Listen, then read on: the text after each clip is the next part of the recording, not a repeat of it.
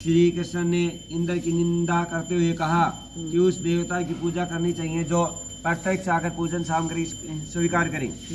गोपों ने यह वचन सुनकर कहा कि कोटि कोटि देवताओं के राजा की इस तरह से आपको निंदा नहीं करनी चाहिए। कृष्ण ने कहा, इंद्र में क्या शक्ति है जो पानी बरसा कर हमारी सहायता करेगा। इससे है उससे तो शक्तिशाली तथा सुंदर यह गोवर्धन पर्वत है जो वर्षा का मूल कारण है। इसकी हमें पूजा करनी चाहिए। भगवान श्री कृष्ण ने वागजाल में फंसकर सभी ग्रामवासियों ने चारों ओर धूम मचा दी। तत्पश्चात नंद जी ने ग्वाल गोपांगनाओं सहित एक सभा में कृष्ण से पूछा कि इंद्र की पूजा से तो दुर्भिक्ष उत्पीड़ित समाप्त होगा, सोमास्य के सुंदर दिन आएंगे, गोवर्धन पूजा से क्या लाभ होगा। उत्तर में श्री कृष्ण ने गोवर्धन जी की भूरी भूरी प्रशंसा की तथा उसे गोपियों की आजीविका का एकमात्र सहारा सिद्ध किया। भगवान की बात सुनकर समस्त व्रजमंडल बहुत प्रभावित हुआ तथा अपने अपने घर से लाकर सुमधुर मिष्टान पकवानों सहित पर्वत तराई में श्री कृष्ण द्वारा बताई गई विधि से गोवर्धन की पूजा की। भगवान की कृपा से व्रजवासियों द्वारा अर्पित समस्त पूजन सामग्री को गिरिराज ने स्वीकार करते हुए खूब आशीर्वाद दिया। सभी जन अपना पूजन सफल समझकर प्रसन्न हो रहे थे। तभी नारद इंद्र महोत्सव देखने की इच्छा से व्रज आ गए।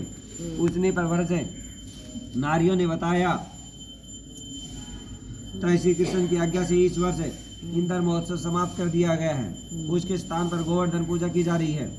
यह सुनते ही नारद उल्टे पांव इंद्रलोक गए तथा खिन मुद्रा में बोले, देवराज तुम महलों में सुख की नींद तुम्हारी ले रहे हो, उधर व्रजमंडल में तुम्हारी पूजा समाप्त करके गोवर्धन की पूजा हो रही है। इससे इंद्र ने अपनी मान हानि समझकर मेघों की आज्ञा दी कि वे गोकुल में जाकर प्रलयकालीन मूसलाधार वर्षा से पूरा गांव तहस नहस कर दे। पर्वतकार प्रलयकालिक भाद्र वर्ष की ओर उमड़ पड़े। अचानक वर्षा देखकर व्रजवासी घबरा गए और श्री कृष्ण के शरण में जाकर बोले, भगवान इंद्र हमारी नगरी को डुबोना चाहता है, अब क्या किया जाए।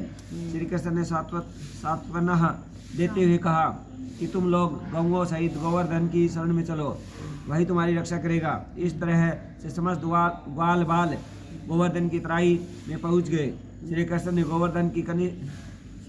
गोवर्धन को कनिष्ठ उंगली पर उठा लिया और 7 दिन तक गोपिकाएं उनकी छाया में सुखपूर्वक रहे।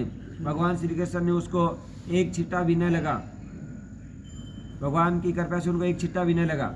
इसे इंद्र को महान आश्चर्य हुआ।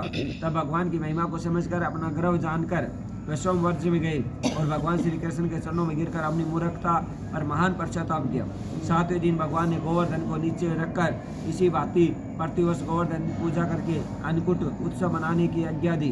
तभी से यह उत्सव अन्नकूट के नाम से मनाया जाने लगा। बोल गोवर्धन महाराज की जय।